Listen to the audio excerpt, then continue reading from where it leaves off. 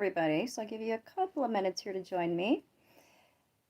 Didn't announce this. So it is an impromptu pop-in here. I did not have a good mirror when it comes to putting on my makeup. That happens when I travel. That's the thing I tend to forget, is a close-up mirror. So I'll just wing it when I'm traveling. I also didn't pack enough clothes. There's a few things that I've come to realize about myself with this full moon in Taurus regarding my sensual and physical needs. I'm not the only one that's coming to these epiphanies here. We're looking at what's really important. What have we left out? Realizations about physical needs, emotional needs. How are we going to balance that? Because we want to come to some kind of equilibrium when we're dealing with oppositions. And this is what we're looking at is, are we sacrificing one end or the other? Are we out of balance when it comes to having and enjoying the physically satisfying things, the sensually satisfying things? Is there enough of what's pretty, of what's abundant? And how is that balancing out with what is deeper, what is meaningful, the investments, the connections, the sources that we draw from? Because we can have it all if we're making good choices. We can have what feeds us on a material or physical or sexual plane, and what feeds us on an emotional or visceral plane. So we don't feel like it's all fluff and no goo, or it's just all goo and we don't get any fluff. There's a good reason why we celebrate the things of Taurus. It's not a bad thing to want beauty in our life. It's not a bad thing to want our senses to be filled or to be satisfied. It's not a bad thing to want to enrich ourselves, to be abundant. But at what cost? This is the question. What is the cost? Did we have to cut out or separate ourselves from what really was meaningful? It might have transformed us. It might have required something from us if we chose it. That's the new moon in Scorpio. That has led us up to this point. These epiphanies in Taurus. Did we get it right when it came to planting seeds of depth? Because we have every right to beautiful, sensual, satisfying, abundant things. What is the cost? For some of us, the cost is not a problem.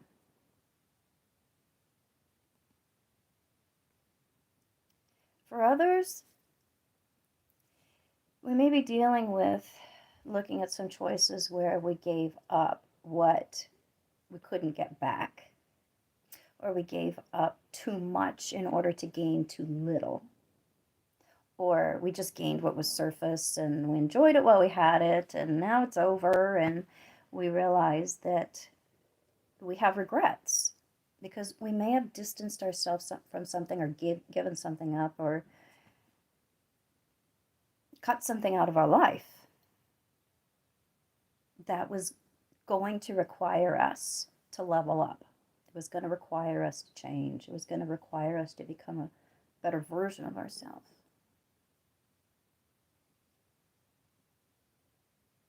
So there was some themes this summer about taking the easy way out. We're seeing a lot of those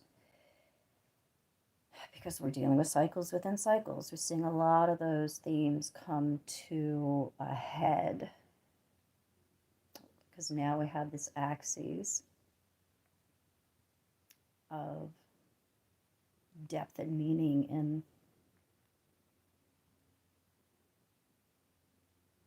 meaningful connection versus what fills our senses or what brings us short-term happiness. Because if we overcommitted, overbought, overinvested in what is surface level, it can't go the distance. When we make the deep changes, when we make the sacrifices that Scorpio is really asking us to do in order to have what is really good for us, it might be hard because anything worth having, especially in terms of growth, is probably gonna be hard. It's probably gonna be hard to attain. And that's what so many people are looking at, is the kind of choices, commitments, pursuits that we've gotten caught up in.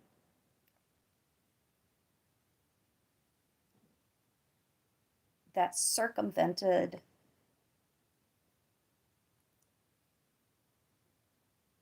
the deepest kind of revelation and commitment to self and change and betterment that we needed to make. So there's a apathy, a dissatisfaction that comes in when we just have the icing. We just have the sweetness. We don't have the body. We don't have the substance that's there, that we find in a sign of Scorpio.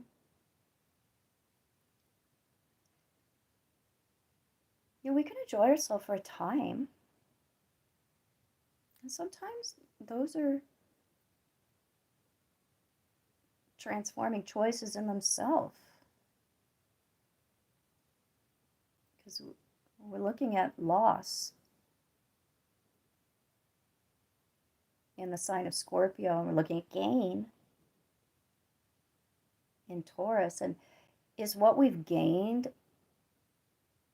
worth what we've lost? Is it lost forever? Can we recommit ourselves to putting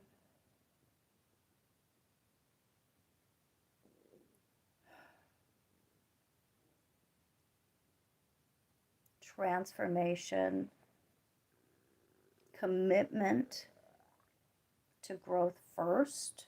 Because we have Saturn going direct on this day. This is very much interwoven with this full moon, is this energy of directness,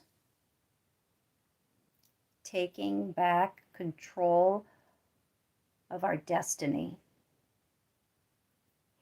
If we have not fully individuated, if we're still dealing with dependency, codependency, self-abandonment issues, if we don't know what we want, if we don't know who we are, if we're the victim of the last opinion that we heard,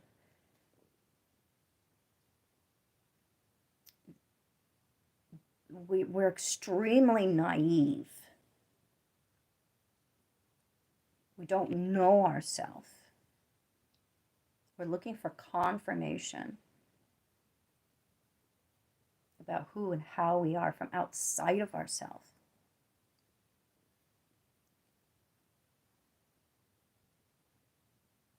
If we haven't fully embraced the pursuit of our autonomy, which is the opposition from Sun to Uranus and the conjunction from Moon to Uranus today, if we haven't done that, we cannot take responsibility for our destiny. That's that forward motion of Saturn. So we have to have breakthroughs if we do not know what we are or who we are. We have to have breakthroughs that can help us tear through the repression, the disconnection. That's what has arrived. An urgency to break out of what we thought was going to fulfill us, but we see that it's vapid, it's surface, it can't go the distance. Some things that we invested in absolutely can, and we're seeing the results of good discernment, good decisions.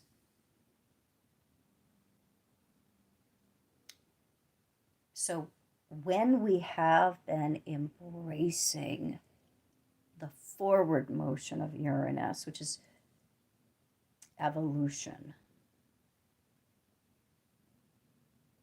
that doesn't mean that we have to give up the stability of Saturn or our legitimate traditions that we see really serve us. There's a balance here. But if we've gotten stuck, we haven't been in that good balance of past and future. When we have Uranus so involved in cycles like this, there is an urgency that we have to respond to. And it does come with upsets. It comes with a shakeup. And it usually looks like it's coming from outside of ourselves, and we have to respond to it. So there's plenty of breakups that will happen at this lunation cycle if we've been in relationships that aren't really authentically serving our ultimate pursuit of our higher self, our autonomy, the breakthroughs in lightening our load that we see with Uranus.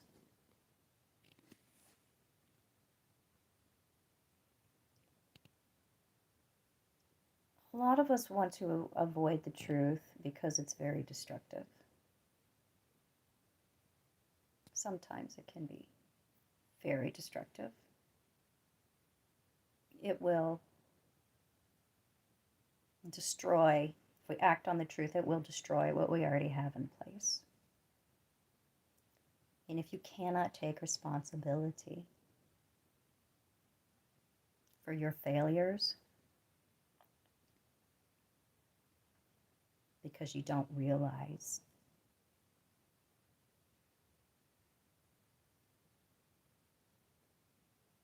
that that is a part of being an adult. If you don't get that, if you don't get that taking responsibility for your failures makes you powerful.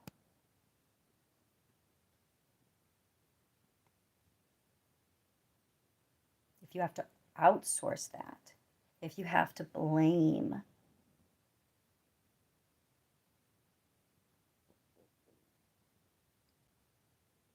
then you are not taking responsibility for all that occurs.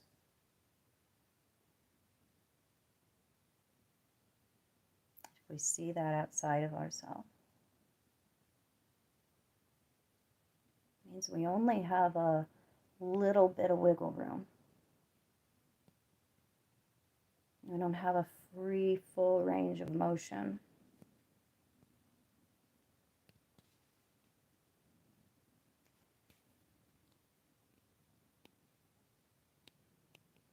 So, anything that we have around 24 degrees in any sign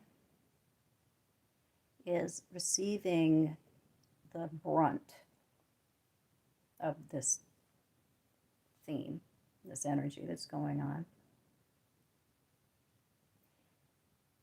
And the house that it comes through is the area of life that this is going to most show up in and affect. Those will be the triggers.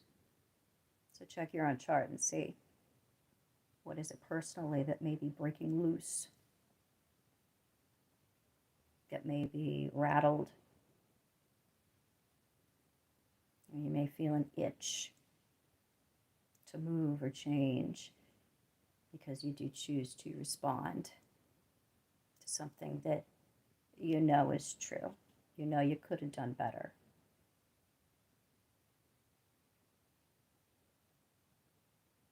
You know that if you chose to do the hard thing, it was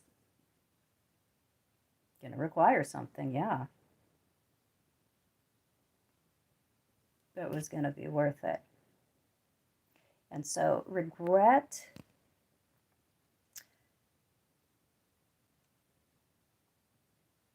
that can be a big force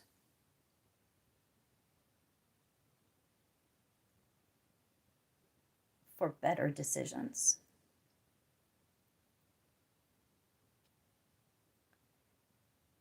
And we do have Pluto at the very last seconds in Capricorn.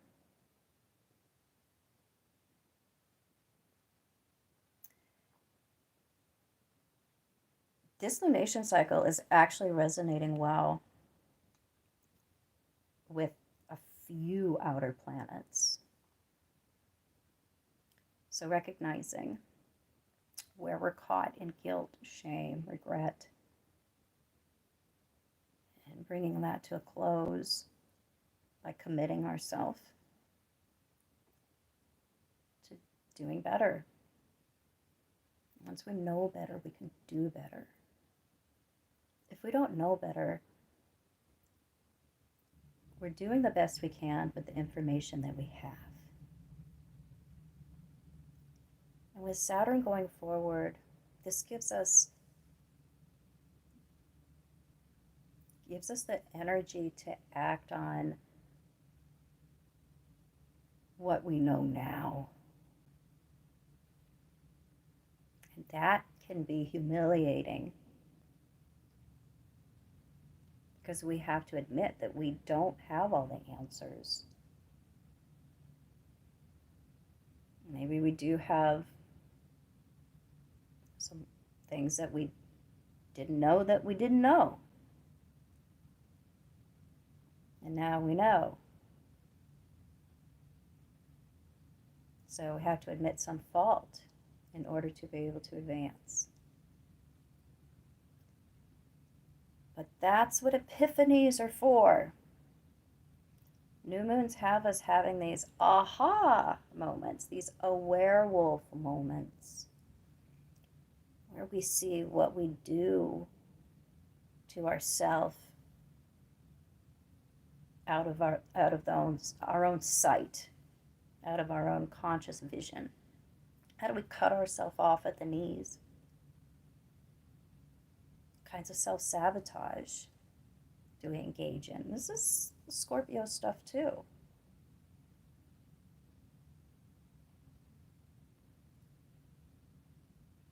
So it's kind of a painful full moon for a lot of people because of the nature of the axes that we're looking at.